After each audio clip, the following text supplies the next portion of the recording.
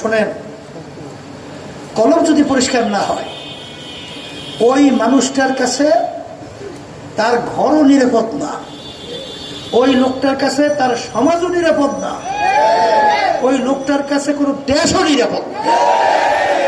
কথা ঠিক কিনা? কারণ তখন সে ওই আয়াতের স্মরণ করে। আল্লাহ রাব্বুল আলামিন কোরআনুল কারীমের ভিতরে বলছেন, ওয়ায়ুসিরুনা আলা আনফুসিহিম ওয়ালাউ কানা বিহিম খাসাসা। আল্লাহ রাসূল সাল্লাল্লাহু আলাইহি ওয়াসাল্লাম বলেন, আল্লাহ রাব্বুল আলামিন বলেন যে মুসলমানদের চরিত্র কেমন হবে, নিজের স্বার্থের চেয়ে তার ভাইয়ের স্বার্থের অগ্রাধিকার দিবে।